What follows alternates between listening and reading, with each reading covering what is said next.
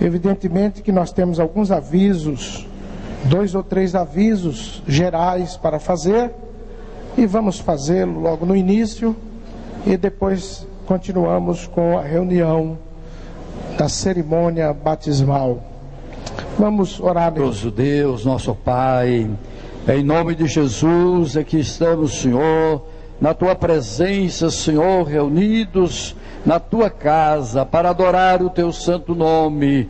Ó Deus querido, esse trabalho festivo de batismo, abençoa cada candidato, Senhor, vem aquecer os nossos corações. Ó Pai querido, nesta noite ainda fria, mas Tu pode aquecer até mesmo a água, Senhor, porque tudo está nas Tuas mãos e sob o Teu controle. Estende as Tuas mãos poderosa, abençoando maravilhosamente o Teu povo nesta noite, derramando a Tua graça, o Teu poder sobre as nossas vidas. Em nome de Jesus, nós Te pedimos e Te agradecemos. Amém. Amém. Aleluia. Glória a Jesus. Vamos louvar a Jesus, meus irmãos, com o hino de número 246. Nosso companheiro Pastor Celso cantando este hino 246.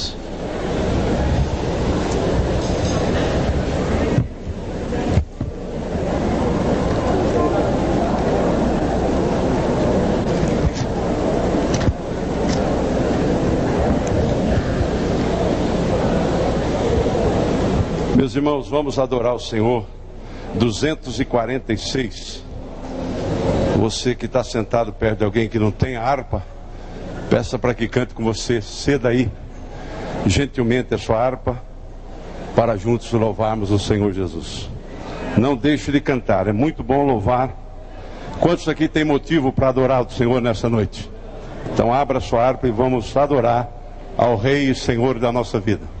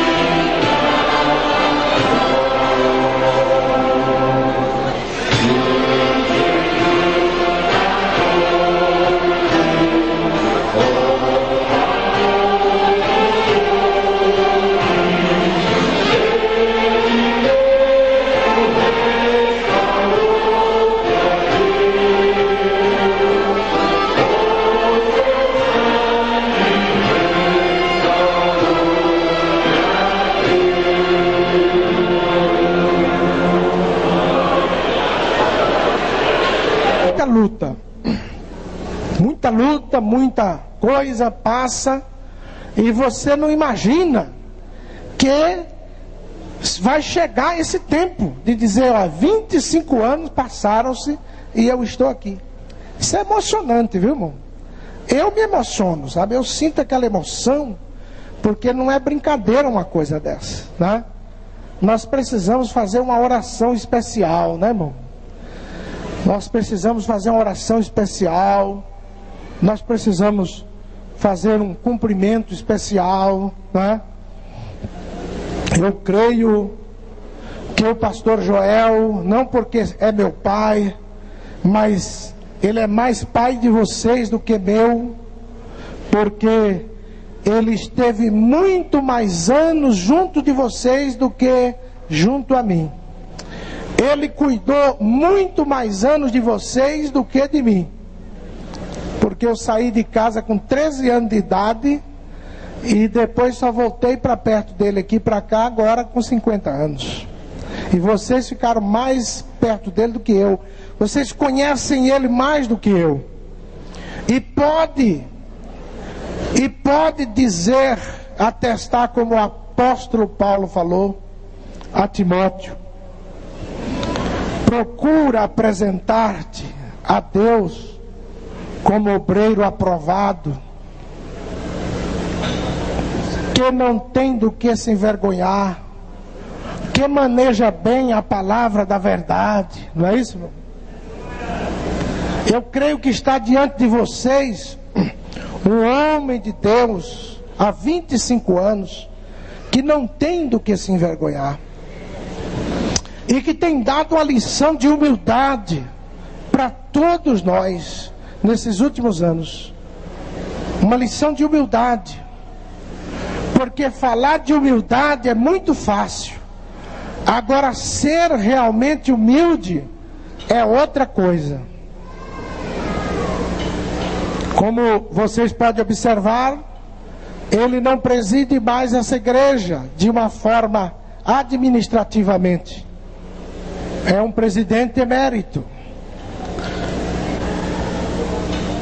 mas saiu dessa função com toda a humildade e se mantém ao nosso lado com toda a humildade.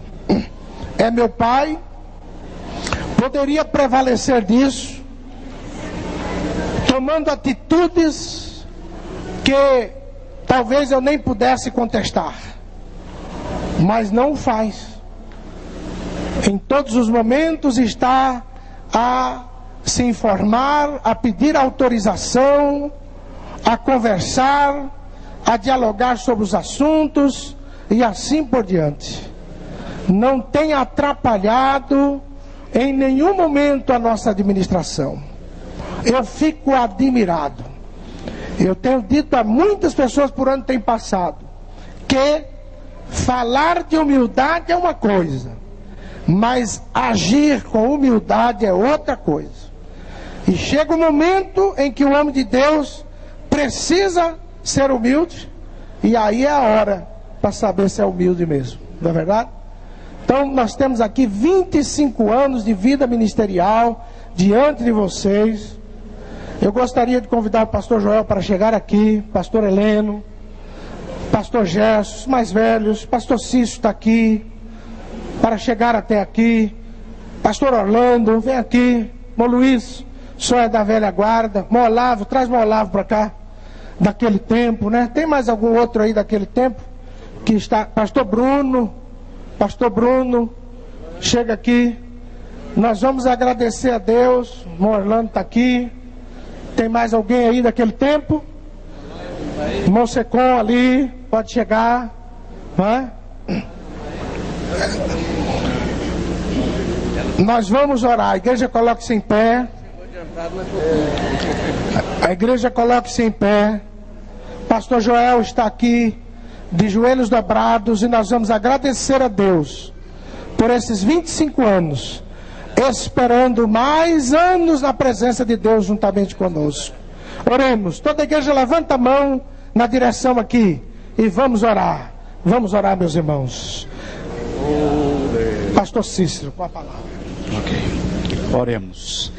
Querido e eterno Deus, Senhor, que momento tão sublime para essa igreja, oh Senhor, e para as nossas vidas. Aqui está o teu servo, pastor Joel. Ó Deus, que dentro destes 25 anos, ele foi um canal de bênçãos e de vitória, Senhor, para a sua amada e querida igreja nesta cidade. Pai bendito, Pai querido, ó Deus, certamente foram muitas batalhas, mas também muitas vitórias. Ó Deus, dá saúde ao teu servo, estende a tua mão mais e mais sobre ele, Senhor, e sobre a sua família, e continue, Jesus, usando ainda mais. É uma vida preciosa, Senhor, de pura dedicação a Ti, ao Teu ministério. Oh Deus, e nesta noite festiva, a Sua igreja, as nossas vidas, Senhor, oh, estamos Te agradecendo e somos gratos a Ti, ó Pai, por esse momento tão precioso e maravilhoso, e por todo o serviço e trabalho do Teu servo. Amém. Os irmãos aqui do púlpito, pode vir cumprimentar, irmãos, fique à vontade, porque é um momento muito especial, fique à vontade. Enquanto isso, a nossa, não sei se a orquestra pode tocar um hino, que vai demorar um pouquinho aqui. Conjunto musical, as flautas de Davi, estão aí já? Pronto? 187, pode tocar. Conjunto musical, flautas de Davi, o hino 187.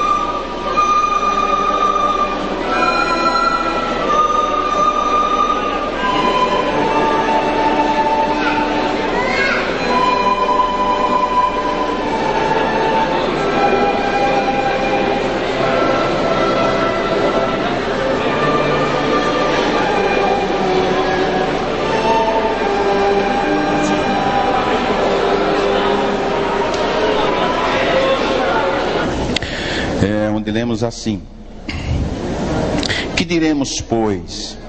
Permaneceremos no pecado para que a graça seja mais abundante? De modo nenhum. Nós que estamos mortos para o pecado, como viveremos ainda nele? Ou não sabeis que todos quantos fomos batizados em Jesus Cristo, fomos batizados na sua morte?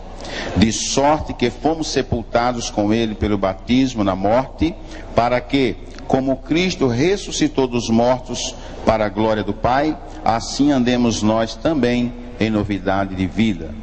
Porque se fomos plantados juntamente com ele na semelhança da sua morte, também o seremos na da sua ressurreição. Sabendo isto, que o nosso velho homem foi com ele crucificado, para que o corpo do pecado seja desfeito, a fim de que não sirvamos mais ao pecado. Porque aquele que está morto está justificado do pecado. Ora, se já morremos com Cristo, cremos que também com ele viveremos, sabendo que, havendo Cristo ressuscitado dos mortos, já não morre. A morte não mais terá domínio sobre ele. Pois quanto ao ter morrido, de uma vez morreu para o pecado, mas quanto ao viver, vive para Deus. Fiquemos até o versículo número 10. Meus irmãos, podemos dizer, após essa leitura, podemos entender que o apóstolo São Paulo aqui está dizendo, entre outras palavras, que os irmãos que irão descer as águas batismais daqui a pouco, irão sepultar aquela velha criatura, né? Aquele velho Antônio, aquela velha Maria, será sepultado. Ou seja, morreu, para que o novo homem, a nova mulher, possa estar agora vivendo uma outra realidade de vida. Uma vida totalmente diferente daquela de então, não é verdade? E ele diz: que diremos, pois? Permaneceremos no pecado para que a graça seja mais abundante? Ou, em outra tradução, para que a graça abunde? De modo nenhum, ele diz. Porque o apóstolo escreveu para essa mesma igreja lá em Roma. Aliás, em Roma não tinha igreja, né, irmão? Lá em Roma não tinha igreja. Essa carta foi escrita para Roma, e lá em Roma não tinha uma igreja. Os irmãos cultuavam nas casas. Os irmãos podem observar que essa carta, quando endereçada, não está endereçada para a igreja em Roma, mas sim para os irmãos, porque não tinha um templo como esse aqui. Os irmãos cultuavam meio escondido, né? E ele, quando fala essas palavras ali para aqueles irmãos, quando teve aquela perseguição ali, algumas pessoas saíram e chegou o evangelho lá em Roma. Paulo, então, ele manda essa carta para os irmãos ali em Roma. E ele procura enfatizar o seguinte: nessa mesma carta, ele, em outro texto, ele diz assim: porque aonde abundou o pecado, superabundou a graça. Logo alguém pode interpretar, então vamos continuar pecando, né? Mas não é isso, o sentido da palavra não é esse. Ele está querendo dizer que, olha, permaneceremos no pecado para que a graça abunde? De modo nenhum. Nós que estávamos mortos para o pecado, como viveremos ainda nele? Ou seja, quando nós somos sepultados, aquele velho Heleno, aquela velha criatura, essa ficou sepultada, não pode mais querer levantar. Porque se está morto, tem que ser sepultado, né? Estamos crucificados com Cristo. Estamos assim, crucificados. E não podemos descer da cruz. Às vezes tem pessoas que quer descer da cruz. E é um problema, né? É um problema. O pastor José Wellington, lá na convenção, ele falou assim: irmão, tinha uns irmãos meio acalorados lá. Ele falou: irmão, não quebra a cruz, não é verdade? Então o crente não pode descer da cruz, porque está crucificado. E quando ele desce da cruz é um problema. Quando a velha natureza, quando o velho Adão quer descer da cruz, é um problema muito sério, né? Existem pessoas que falam assim: comigo é assim, porque quando eu aceitei Jesus eu levantei essa mão, mas essa aqui não, e assim por diante, né? quer levantar, regaçar a manga e aí não dá muito certo, porque nós já morremos, não é verdade? E quando está morto, tem que sepultar. Por isso que os irmãos estão sendo sepultados nessa noite. Ou não sabeis que todos quantos fomos batizados em Jesus Cristo, fomos batizados na sua morte?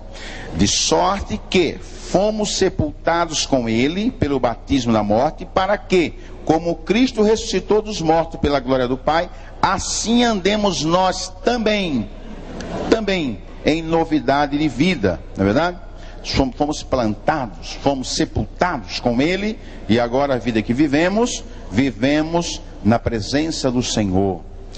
E eu aproveito aqui, irmão, para dizer algumas coisas com relação ao batismo. A Assembleia de Deus, ela tem um cuidado muito grande com os novos crentes na preparação para o batismo, porque existem algumas denominações, irmão, que não tem esse cuidado, e a pessoa muitas vezes não está totalmente liberto, e muitas vezes aquele ministro leva a pessoa para ser sepultada, e às vezes está vivo para o pecado ainda. E se está vivo para o pecado, irmão, não pode ser sepultado, não pode, né? É um crime se um dia uma pessoa for sepultada viva, é um crime penal, não pode. O médico tem que atestar, dizer a razão da morte e tal, o horário que faleceu, dependendo da moléstia que a pessoa tinha, o sepultamento tem que ser às vezes até com menos de 24 horas, mas se não, uma morte natural, geralmente a autorização é para que seja sepultado com 24 horas, porque morreu, tem que sepultar. Agora, o que não pode é a pessoa sepultar um homem ou uma mulher viva, porque é um crime. Aí quem assinou esse atestado de óbito dessa pessoa que foi sepultada viva vai responder nos tribunais, porque sepultou uma pessoa viva, não é verdade? Existe um caso emblemático aqui no Brasil de um ator da Globo, lá pelos idos do ano 70. Esse ator chamava Sérgio Cardoso, era um ator da Globo, muito famoso. Esse homem, ele tinha uma doença que, quando ele era acometido dessa tal doença, ele ficava como que morto. Mas o médico particular dele conhecia esse problema. E o médico estava para os Estados Unidos e ele estava aqui no Brasil. De repente foi acometido desse mal. Quando isso aconteceu, todas as pessoas entenderam que ele tinha morrido, estava morto, mas não estava, era uma enfermidade que ele tinha. E foi sepultado, sepultaram ele. E naquela época não tinha internet, não tinha televisão, as notícias eram mais demoradas. Quando o médico ficou sabendo disso lá nos Estados Unidos, de repente mandou um comunicado para o Brasil e tal, que ele tem esse problema e para correr a situação, que ele pode até não ter morrido.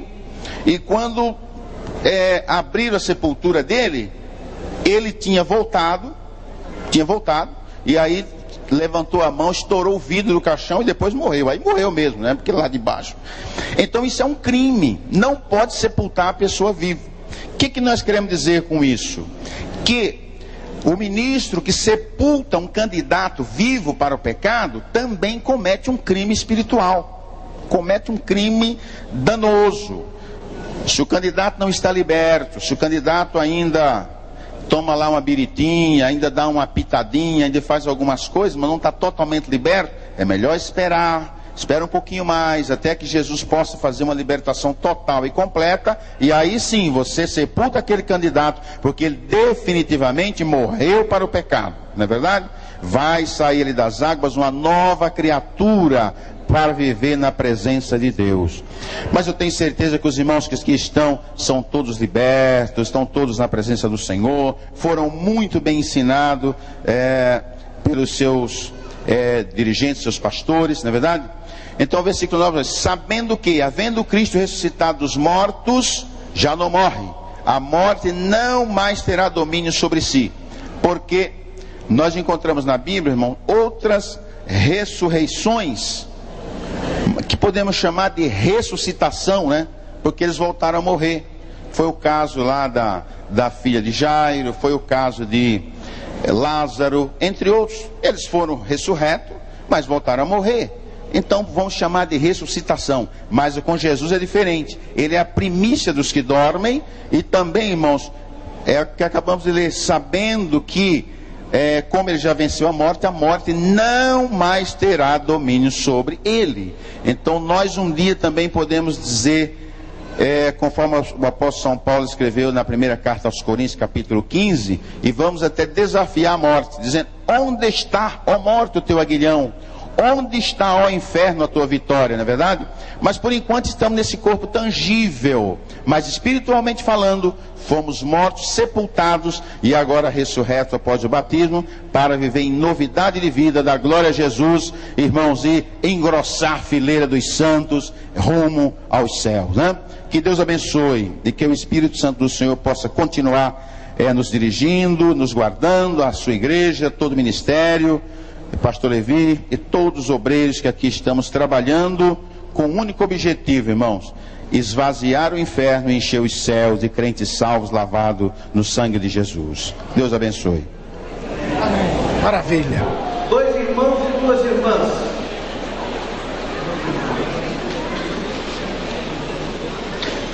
No Jardim Cordeiro, 1 irmão. Total 5 setor. Santa Gertrudes, a congregação central, 2 irmãos e 5 irmãs.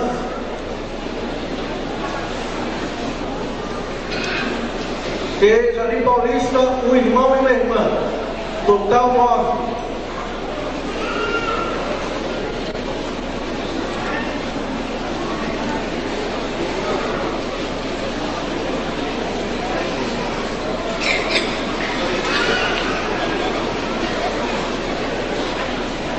Está chegando. Bem. Total 9. Olambra, 5 irmãos e 3 irmãs. Ou melhor, 6 irmãs e 3 irmãs. É isso? É isso. Certo. Total de 9. Arthur Nogueira, congregação Coração Criança, 1 irmão e 1 irmã. 1 irmão e 1 irmã, Coração Criança. Isto. No Saciloto, 1 irmão e 1 irmã. No Bom Jardim, 1 irmão. Perfeitamente. Gostaríamos que os irmãos deixassem reservadas essas poltronas onde saíram os candidatos, porque eles vão batizar e retornar aos seus lugares. Nossos irmãos já nos ajudam. O total então foi de 115. Muito bem, meus irmãos. Enquanto os irmãos estão sendo batizados, nós temos alguns irmãos que desejam cantar. Eu convido para chegar aqui com Cassiano e irmã Sônia Marisa, ali do Jardim Amparo, para louvar Jesus, cantando um hino. Logo mais, na hora que o Gabriel chegar, vocês mandam ele aqui também para cantar. Gabriel está batizando, está sendo batizado agora.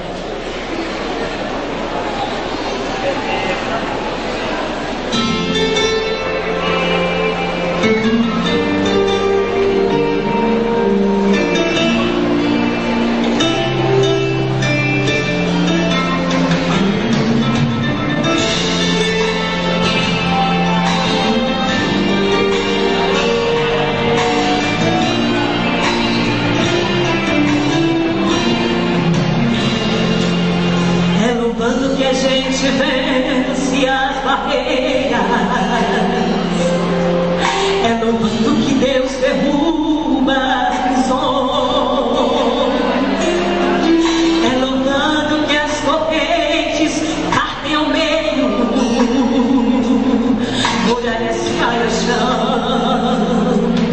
É no manto que as tempestades, os ventos se acalmam. É no manto que Deus age por você. E quando o louvor ungido chega até a Deus,